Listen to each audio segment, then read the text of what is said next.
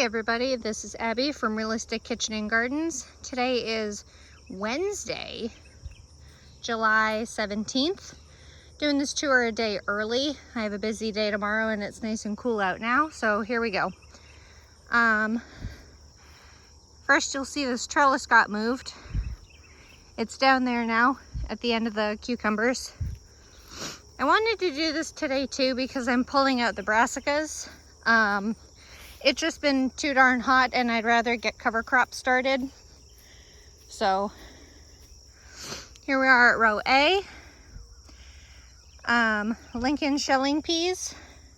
These were pre-sprouted and popped out here in kind of a chaos method, just sprinkled and kind of spread them out evenly. I didn't put them in any rhyme or reason. I did top it off with actual potting mix. You can see the perlite in it, the little white specks. That's just perlite. And you know, volunteers coming up like grass. Dandelion, and dandelion right there. This is still vacant for the moment. It's just been so darn hot. I haven't hardened off my fall brassicas yet, like my Brussels and my cabbage. Cabbage here, Brussels on each end closest to the peas. And here is Surge shelling pea, doing weirdly much better than Lincoln, which doesn't make any sense to me, but whatever works. I actually really like this pre-sprouting method and moving out for fall, and I feel like I did a good timing on these peas this fall. The spring, I feel like I did not do well at all. Row B, still waiting to tear out. This will be the second row of fall brassicas. So this one is going to be Brussels, cabbages, Brussels, peas. Where this one will be like kale and cauliflower and broccoli. I was trying to think of what else I was growing. C, beans, bean rows. I did plant my newest row of Veller bush beans, and these are the original, this is the older set that was planted right after that straight wind storm, so it must have been mid-May? Was it May or was it June? Early June? God, I can't remember. I'd have to look back at dates. Anyway, the newest seeding is in there and not up yet. It's early enough that there's dew still on these. So that's why some of these look a little like that. I was looking at this almost looks powdery mildewy, but it's morning dew. And then the other half of the beans look like complete chaos, but chickpeas grown from grocery store dry beans and pinto beans, which are technically they're considered a bush bean, but they do have these long runners that you can see they're supposed to be only about 20-inch or so long runners, which are just little vines loaded with flowers. Haven't really seen any pods yet, but once it sets pods, I'll be leaving them and they'll be drying on the plants. And then the chickpeas are doing excellent. Almost all the plants have some, I'm going to say fruit set for lack of a better term. I think these are the only ones I see that still only have flowers on them and don't really have any pods on them, but they also got kind of flopped over and they're on the north side. Luckily they are taller than the pintos. I was a little worried I was worried the pintos would be too tall, but I think we're doing okay. They're starting to vine with each other. We'll see how that goes, but I'm not planning on intervening because I want both. Here is the spring summer brassica row. There's still some stuff here, but it's all basically getting either harvested or tossed today. This was where the Chinese cabbage was, absolutely riddled with slugs. I was trying to remember what it was. One had already been harvested, but here's the other Varroa, I think. I haven't removed, yeah, Varroa. This one got pretty badly insect damaged. It's a nice solid head. It's a small one though. So that'll be usable. This is another reason I wanted to show you these, because this cabbage is basically getting ready to flower. This is Primero. You can see straight down into the heart, and it's going to shoot out a flower stalk, which I've personally never had happen with cabbages. Usually I've been able to harvest them fast enough.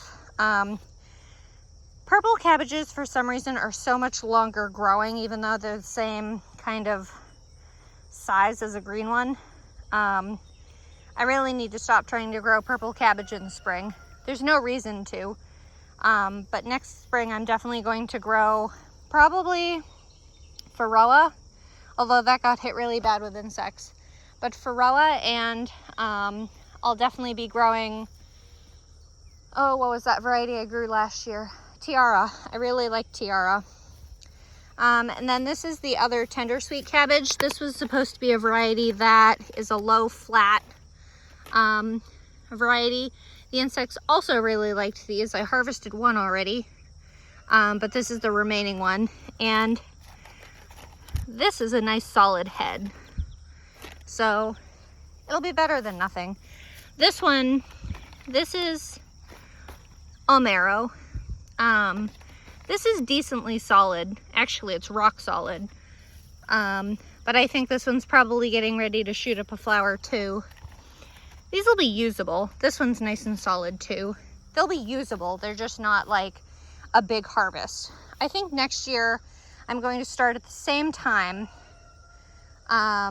Early varieties like these that can be harvested in the summer. And I think I'm going to do some storage varieties, which are over like 100 some days, but they're supposed to be starting to sprinkle, which I'm fine with. I'd rather that than blistering heat. I haven't grown a storage variety of cabbage before, but I want to try it. Worst comes to worst, I hate it and I don't grow them again. Not the end of the world. This is Pixie, which is from Renee's seed. This one was very badly damaged from insects to the point of causing it to basically send out side shoots. That's why there's 4 of them. It's not mutated. It just, like, the main stalk of it was so badly damaged. This is what it's supposed to look like. That's not a bad head, actually. This is a 60-day variety, which we're right about there. And here is the kale that I haven't actually harvested from yet. Purple Moon. I don't know if this is going to flower. It was getting so tall under my shade cloth and stuff that I was gonna say, where's the other one? I see the stalk now. I have a feeling it's probably going to go to seed flower really soon. I mean, this is how they grow. Like, these have fallen off. You can see the stalks on the ground, but these have fallen off as the plant matures, and this is how you harvest it throughout. Kind of like if you were to harvest it, you would harvest the bottommost leaves, not the center ones, so it can keep growing and producing. I do have one more variety of kale growing for the fall. It's a very cold hardy one. I think it's called like Winter Landsea or something like that. And then here's the stubble from where the broccoli was, blue ribbon broccoli. Trying that again this fall. I have some seeded inside. Still haven't torn the cauliflower out, but obviously it's not usable. I just haven't cut them yet. I'm also going to pull out the Swiss chard because we haven't used it. I doubt I will use it. And I'm going to do a big cover crop on here for green manure. Green manure? It's either green manure or ground breaker or something like that. But it has all these, it's a blend of like peas and, you know, the usual stuff I do. Blend of peas and hairy vetch and winter rye and all that. Just to keep all the grass from growing in, I'd rather a purposeful crop so that I can till it in and give some more bonus to the soil. So catnip, loving life, snapdragon. That color does not do justice on camera. There, that's a little better. Mrs. Burns lemon basil. Been loving this variety. Will grow again next year, and more of it. Probably as companions, similar to how this is. And then these are all, what are you named? You are so much grass. Nope, you got blasted. Cal Wonder Bell. I couldn't remember if it was Cal Wonder or Golden Cal Wonder. These are so small. They've been so stunted. This even has a flower on it. We pollinate you. It's gotten fairly, it had been cool after I transplanted these things out, which is probably why some of them are so stunted. But Gold Cal Wonder was pretty late seeded, where Gold Cal was on time type of thing. A couple of these have fruit on them. Here it is. I still love how this is growing completely straight upright. I still haven't seen that before. There's another little fruit on there. That's, well, the tag is white, so in theory it's a Cal Wonder, but maybe I did all of them white. Golden Bell should be along here somewhere. There's a little one of whatever variety that is. Let's see, I did 9 each. 1, 2, 3, 4. That should have been 5, 6, 7, 8, 9. This in theory should be the next one. I can't see that. What does that say? No, that is a Golden Cal Wonder. Okay. Very weird. It's gonna drop that flower. Might as well pluck you off. It's also very damp today, so things will look a little slimy. There's a little fruit. Pollinate the peppers.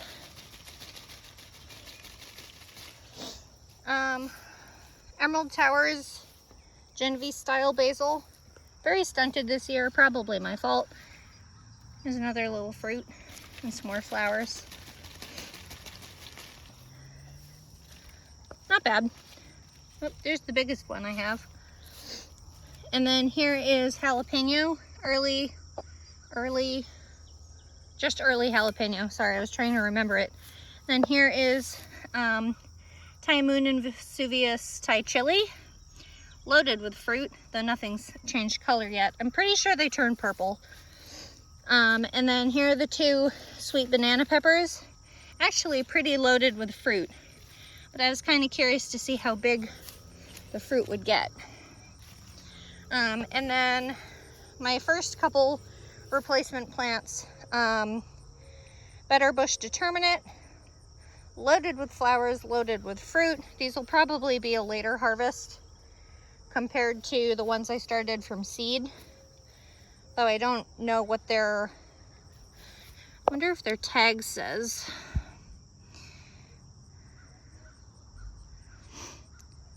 Not, oh, 68 days after planting.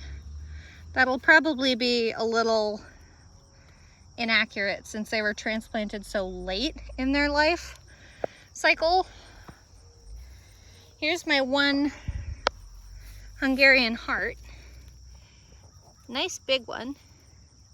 It has a big crack in it, 2 big cracks, but it is heart-shaped. So, and this plant, I had it up on the trellis and it got blown off. So I'll have to try to stand that up without breaking it. And then here's 2, what is this? Roma Classic Paste. These are going along. Bartelli cherry tomato, as in traditional cherry tomato, nature going everywhere. One of my little tiny dwarf French marigolds. One of my favorites. And then Coeur de Boue, which somehow has been doing so well. I didn't expect these things to do that well. This one obviously still has a main leader able to grow. Though those fruit are not happy. those flowers rather. So we'll see what happens with that. But it does have a few fruit on it, a few funky. I love how funky. They're funky, but they're really pretty too. They're like they're very heirloomy, if that makes any sense. Here's another cordaboo, kind of looking rough, but they're starting to change. Here's one of the replacements for one of the cordaboo. That's another better bush. And then here are my cordaboos, three more cordaboos, and that is my very first one ripening. I eyed it yesterday when I was harvesting, and I decided to leave it one more day, maybe one more day. Tomatoes will actually ripen on the counter as long as you get them like a little bit more pink than that. This is plenty. That'll definitely ripen on a counter.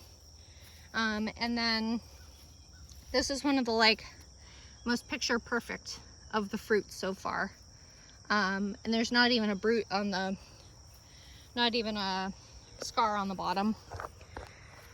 That is a very sad looking Martino's Roma. Looks like it may want some nitrogen. And then these are my determinate paste tomatoes, which are starting to ripen. These are from Mary's Heirloom Seeds. That one needs to be staked, as does this one. They're starting to fall over because they have so much fruit on them. A couple of them have had blossom end rot, but I did mulch, grass clipping mulch recently because I knew it would be so dang hot. Not that I expected rain recently, but and there's a couple of fruits. This is the plant I got the one fruit from yesterday. So they're getting there. The fruits are small.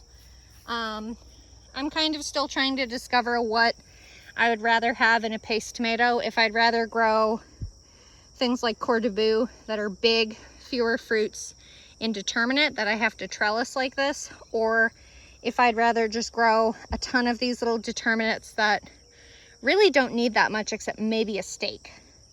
But the fruits are a lot smaller, so it's more, it's kind of like more processing where you slice up one big tomato for like 4 or 5 little ones.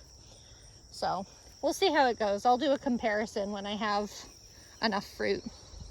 And then here's my replanted modified potato row. There's Superior White, which I think is 85 to 90 days or 70 to 85, something like that, in place of where the russets were. It's not a russet type. And then this was it German Butterball? No, I think it was Yukon Gold. That's what it was. And then I got, it's not New Moreland. That was the name of a farm I used to go to when I lived in Wayne County. What was it? Anyway, so this is kind of a modified version of no dig. So there's the soil underneath that the original plants grew in. Then I did a layer of grass clippings, more specifically to try to keep the soil moist and not have it super overgrown like that. Then I put fertilizer down the potato starts, and then I did pine straw, which doesn't have any weeds in it, doesn't have grass seed in it, it's just pine needles. And then I got 1 bale of this straw mulch, and then I got a bale of straw, which straw does have seeds in it. This is typically used as a bedding. I wanted to show you, I probably won't find one because I want one, but there are seed heads. There's also a ton of crickets in here. I don't care about that. Here's one. There's seed heads in here. This one doesn't have any seed in it actually, but the seed heads are there, so they will come. I'm not that worried about it. I'm gonna see if I can just get a better potato harvest. It's just difficult to find decent enough potatoes basically locally, and I'd rather buy local than basically anything else. This was the section where the carrots were. I'm going to put a cover crop in of Groundbreaker because this is so close to the clay. I was surprised at how well most of the carrots did. But here's the, excuse me, cricket. Here's the mix. It's winter rye, peas, and hairy vetch. And I believe these are, if I can grab it, and I believe these are radishes of some kind. Celery. I've basically given up on these celeries and the celeriacs. This has just been a very poor year for water-loving things. I mean, I do have a celeriac. I think I have 2 or 3 of the 4 celeriacs hanging on, but that's all I've got. I mean, this thing should be ready to harvest by now. Is it July or August? No, I guess it's still July. I haven't taken care of these at all though. Like, there's one right there. They're just so overcompeted, and the ground is so hard because it's basically just clay. I haven't really been able to improve it. Some things are doing fine with the clay, some things are not. Celeries are not. Here are the tomatillos, still working on ripening. Most of them are working on, that feels split, filling their husks. And once the husk splits, they're ready to harvest. So just waiting on that so I can make a big tomatillo salsa verde batch. Okra. This is the youngest seeding. There's actually 2 there. I should really pull one out. This is the oldest. And there's actually 1 pod on there and a flower open. They're the most beautiful flowers. They're in the hibiscus family. I love them. They're quite pretty. And we really like okra, and I haven't been able to find any okra yet from local vendors, so we'll see if I'll even be able to have any, because one of our favorite things to have in the summer for a side dish is grilled okra. And then here's the like middle-aged plant. Regal cucumbers. This was the transplants from April. And then here are the 4 reseedings. It must have been May, the storm. I'm not that great at remembering dates now. I'm kind of mixing all my dates up this morning, but it must have been, because these are a 55-day variety. So they must be getting there, because I remember all of these got decimated. All these starts. And then here is Max Pack. These are the 3 original from April. And then there's 2 from the most recent seeding. These are not taking well. These are the same age, seeded at the same time. This one's doing a little better, but that's 2 of them, and neither are doing that great. And then there's 1 and 2 of the reseed from, it must be May now, because these have been producing. Oh, there's one I missed. Where is it? I can't even see it on screen. Right there. I missed yesterday. Oh, there's a summer dance I missed yesterday too. I do really like these growing while hanging. The fruit looks so much better when they are trellised and kind of grown hanging. I will definitely be growing summer dance again. The seed was kind of expensive, and there were only something like 15 seeds. I got these from Territorial, but I've been loving them. They're so nice and sweet and nice and crunchy, and they store well on the counter so I don't forget them in the bowels of my fridge, because you can't tell me you've never done that. So those that's the 1 surviving Regal summer dance from before the storm. I tore the other one out already. And then 1 and 2 original reseed from May, or first direct sowing from May. And then these are the first seedlings from the second most recent seeding from, this was a planned seeding. This wasn't because of the storm. I wanted to do 3 consecutive ages, so I would keep getting cucumbers throughout the season, because that's a 65-day variety. And then spineless zucchini, producing on as they do. It's a bush variety, So they want to grow upright, but they don't like give themselves the support. I really should flip these over and dig them in so they can have better support, but I can't be bothered. Carrot board, test 1, I guess.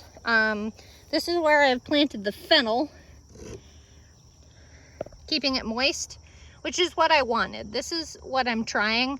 Is there are people that talk about the method of doing boards on top of carrots to, why is there a blackberry there? Do you see that? Anyway, the point of the board is to keep it cool and to keep it moist, because carrots are infamous for being very difficult to germinate because they dry out and because it's too hot. So I'm pretty sure I covered one of the watermelon starts with all these batches of grass, and I can't be bothered. I don't really care. Cal Wonder bush watermelon, direct seeding 1, 2, there's the leaf, I promise, and 3. There was a 4th one, so I did cover it up. These were seeded May 14th. This is a variety that I think is 90 days, even though it's a bush, bushy variety. And then this is the, maybe it was 4 transplants and 3 direct seedings. Anyway, 1, 2, 3 transplants. That was originally a transplant, but that was direct sown right after the storm. Even though it's getting engulfed by a pumpkin. Technically it's a squash, but anyway. And here's the watermelon we've been watching. I think it's just about done, honestly, but we'll see. It's also becoming a very interesting shape. It has not been consistently watered because I do not consistently water because, as we've talked about, my spigot is right above that ladder. Anyway, Lady Godiva, which is a squash. To me, it's a pumpkin. I'm calling it a pumpkin from now on. These were all started indoors and transplanted. There's only 3 Lady Godiva plants. There's a female fruit that is potentially, or a female flower potentially pollinated. Here's the tip of the vine.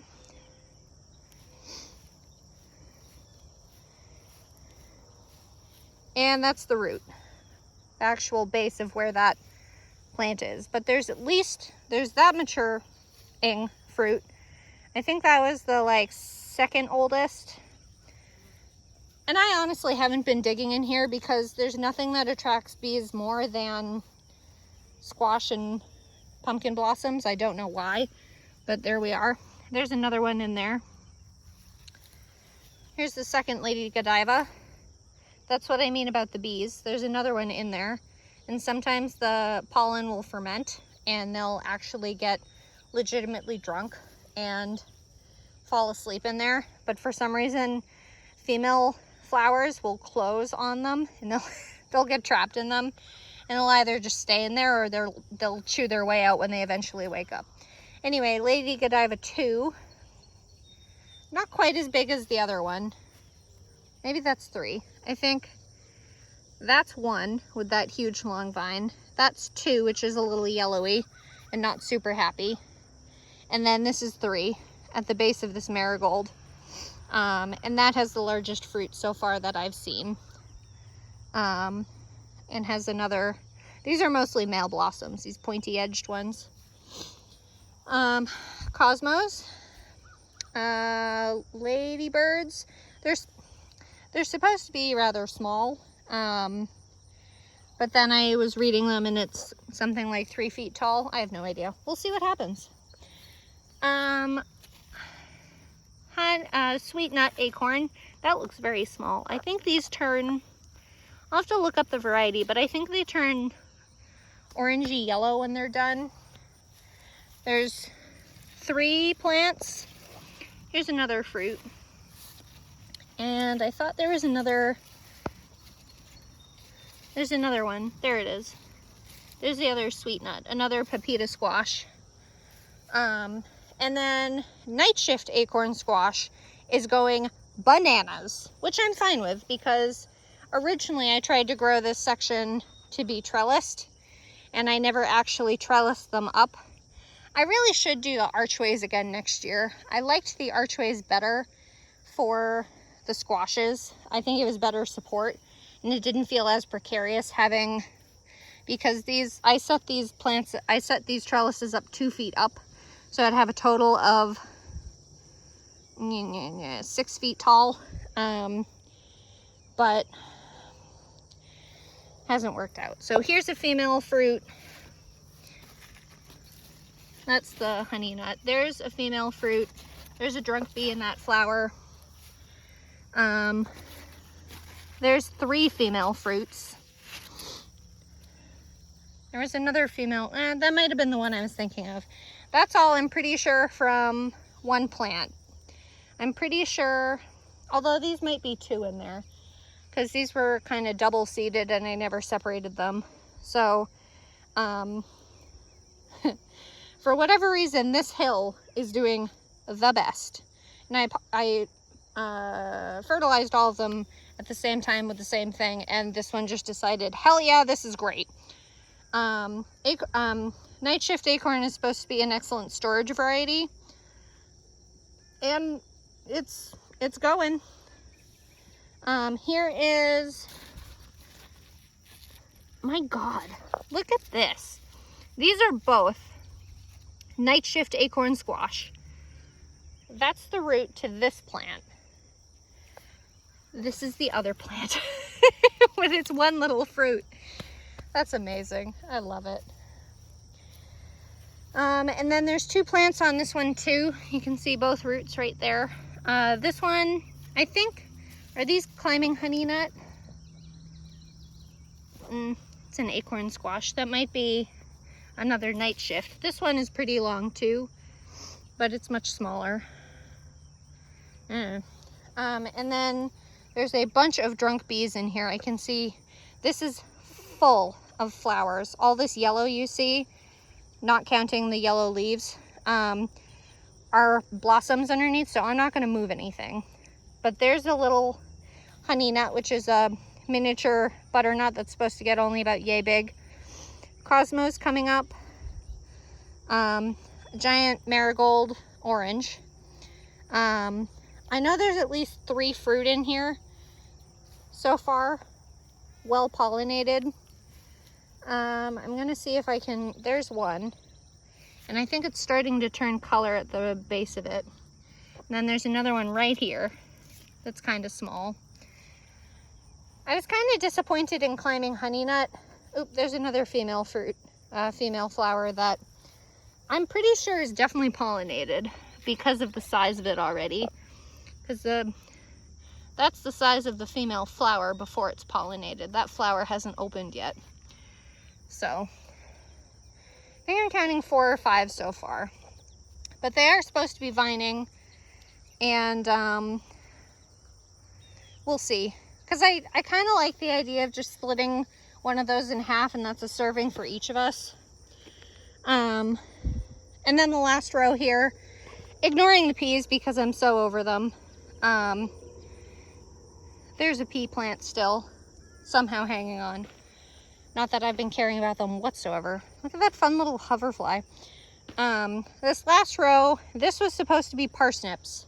Even though they were pelleted seed, none of them, not a single one germinated. But I also never did the carrot board trick. And now they're growing over with grass. That's a radish that's come back. And that's some kind of wild nightshade that are so pointy. I step on them all the time and I hate them. They're very painful. I really should remove this trellis too, but I think they're partially integrated to it. So I'm gonna leave it. Anyway, this is where the carrots will be. And I am going to do the carrot board trick because of the 2, I would rather carrots than parsnips. But it's also too late for me to start my parsnips now because they're supposed to be started in June, because there's something like 90 to 100 days where carrots are around 75. Both of them can freeze in the ground. It won't necessarily hurt them in comparison. But I'm going to be pulling this cardboard off today, and I'm going to be tilling up this a little bit and mixing in a bunch of sand, because carrots like the path of least resistance, quite literally. They like a nice soft movable earth to get a decent harvest or a decent root to them. So that's the plan. The carrots will be seeded in a pelleted seed on the 24th, which I think is something like next Friday. It's within 10 days, 10 or 14 days. So I try to plant around a rain so I don't have to water, and then the ground is nice and soft too. So anyway, I have some more yard work to do. If you like this kind of stuff, please like, follow, and subscribe, or like, comment, and subscribe. You can follow too. I can't remember if YouTube does that. But you can also follow along on my Facebook page, Realistic Kitchen and Gardens, where I give daily posts, multiple daily posts, about all kinds of things regarding food, gardening, cooking with garden things. I just canned up the potatoes that I harvested back in, it must have been June, if not early July. The ones that failed from this row originally. I canned up some little ones. So anyway, thanks. Bye.